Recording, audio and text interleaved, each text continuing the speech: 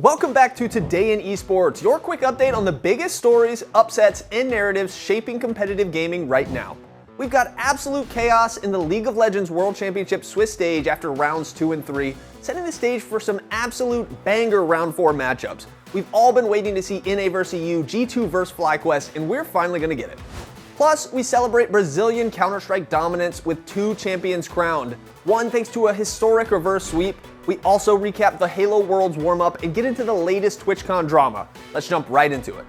The World Swiss stage has finished rounds 2 and 3, and the bracket is now set for the final brutal decider rounds beginning Wednesday morning.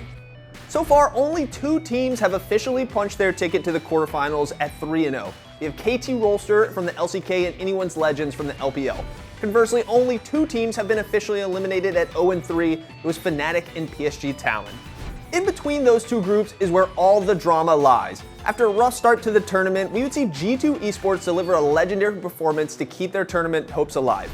They pull out the classic Caps Anivia pick against BLG, with casters, analysts, and co-streamers all losing their minds for this unexpected pick. A little bit early for anything like a silence, like maybe if you saw an Alice. Oh my god!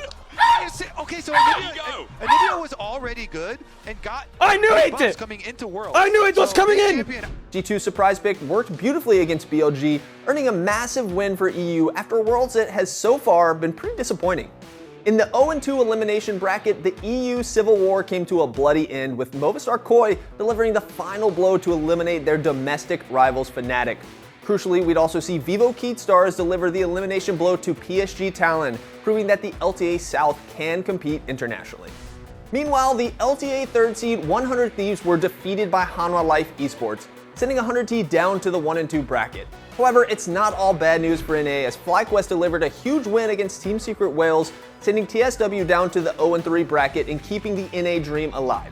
Now we're going to look ahead to the decider rounds starting Wednesday, and the matchups are set for chaos. For the 2-1 qualification matches, the biggest game is the classic EU vs NA rivalry, G2 vs FlyQuest. Keep an eye on Twitch chat during this series, as the memes and copy pastas will be absolutely flying. The other qualification battles see Gen G vs Top Esports and HLE vs the CFO Flying Oysters. Meanwhile, the desperate 1-2 survival matches are no less intense. 100 team fight for their tournament life against reigning champions T1, BLG takes on VKS, and MKOI will face TSW. These games will determine the next 3 qualifiers and set the stage for the dramatic 2-2 final matches in round number 5, which is going to happen on Saturday. Shifting to Counterstrike, we have 2 major champions crowned. In Shanghai, the CS Asia Championships have a new champion, Legacy. The team went on an absolute tear through the playoffs, taking down powerhouses like Foot, Heroic, and 3D Max to claim the massive title and the lion's share of the prize pool. This incredible run was spearheaded by Lotto, who was deservedly crowned the tournament MVP. Lotto finished the event with a dominant 1.19 tournament rating across 18 maps and led the entire tournament in KD difference with an astonishing plus 65. Meanwhile, the Thunderpick World Championship concluded with a thrilling grand final where fellow Brazilian powerhouse Furia Esports took on Navi. The series became instantly historic. Navi opened the BO5 grand final with 2 quick wins, taking a serious 2-0 lead. But Furia pulled off one of the greatest comebacks we've ever seen on the biggest stage, completing a monumental reverse sweep to take the series 3-2. In console action, the Halo World Championship warm-up event presented by Complexity and GameSir just wrapped up. The story of the weekend was Optic Gaming reasserting their dominance, specifically over Shopify Rebellion, whom they beat in both the winners semifinals and the epic Game 7 grand final. This is a massive win for the Green Wall to set the tone going into next weekend. Keep your eyes peeled for our episode of Rapid Recap, where we do a deep dive on everything Halo ahead of the Halo World Championship. In VALORANT, the Spotlight series for the Pacific region has been announced and will kick off on October the 30th, featuring T1, DRX, GE, and RRQ. The tournament will take place in South Korea and will be the first showcase of the latest big changes to VALORANT, adding Veto and the rest of the massive changes to the game in the most recent patch.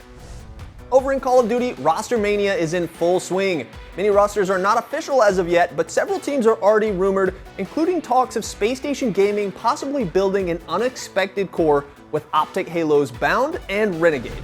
Here's a post on X showing what the current rumors are saying. And finally, our quick rundown on everything else. The Esports Awards have officially announced their finalists, with categories ranging from Esports PC Player of the Year to Esports Host of the Year. It's time to start arguing over who deserves the trophy. You've got until November the 12th to submit your votes.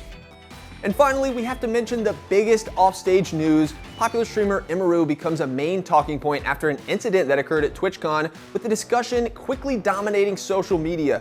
We always advocate for focusing on the competitive stage, but this story was certainly this weekend's major talking point. As streamer safety at TwitchCon has been called into question, we cover every aspect of the situation in our episode of Alt Tab, which you can find here. That's it for this episode of Today in Esports. The World Quarterfinals are right around the corner, and we have 2 new Counterstrike champions. What was the biggest moment of the weekend for you? Was it G2's Anivia pick, or was it Furia's historic reverse sweep? Let me know in the comments down below. Be sure to hit that subscribe button, and we'll see you next time.